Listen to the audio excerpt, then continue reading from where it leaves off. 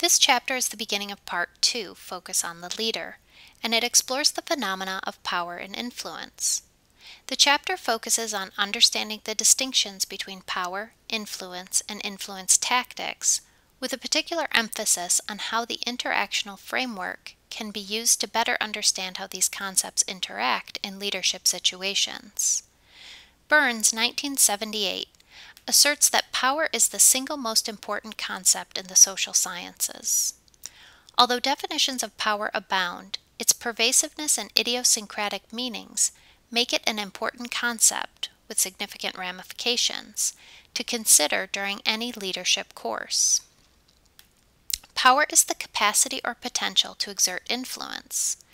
Influence tactics are the behaviors used by one person to modify the attitudes and behaviors of another.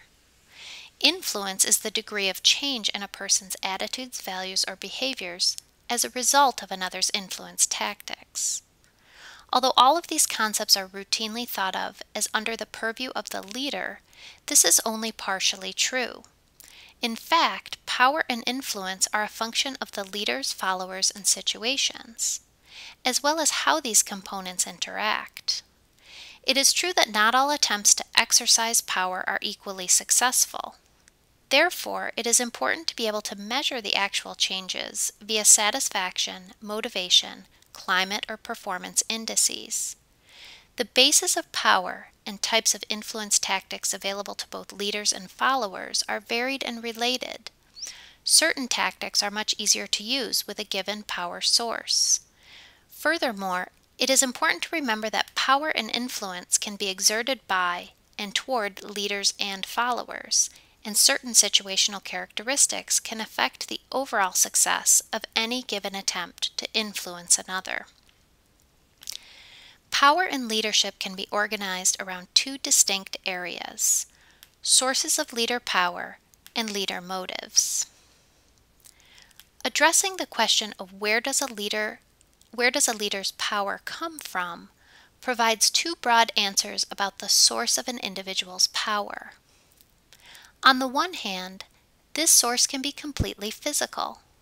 By physical, we mean any of the following: the arrangement of furniture in an office, who has an office with a door versus a cubicle, seating arrangements, the clothes people wear, such as uniforms, presence of a crisis situation, and the displaying of symbols, awards, and trophies. All of these physical attributes can convey a specific level of status or position that directly affects perceptions of power. On the other hand, French and Raven's 1959 taxonomy of social power asserts one's powers is derived from one of the following bases: expert, referent, legitimate, reward, or coercive. Although each base of power has its benefits, they also have their limitations. Deciding the most appropriate power base to rely on requires a careful examination of all components of the LFS model. Additionally, four generalizations are in order. 1. Effective leaders take advantage of all sources of power. 2. In well-functioning organizations, leaders have influence over subordinates, but are also open to being influenced by subordinates. 3. Leaders vary in the extent to which they share their power with subordinates. And 4. Effective leaders work to increase their various power bases.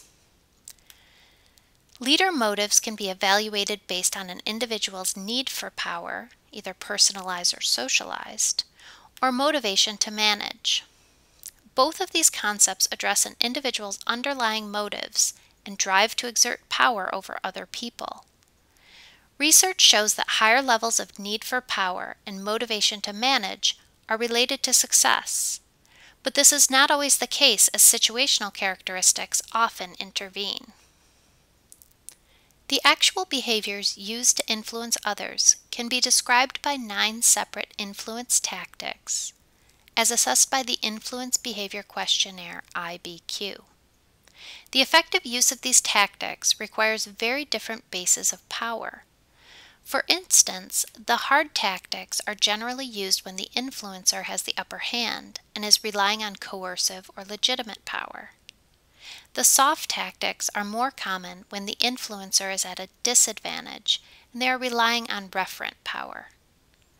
Additionally, over-reliance on either hard or soft tactics carries with it ramifications for the attributions made by both leaders and followers in certain situations.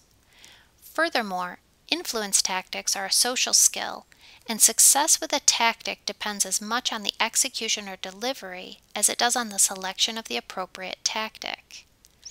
Clearly, it is important for leaders and followers to pay careful attention to what tactics they use, how people respond to these tactics, and why they are using certain approaches.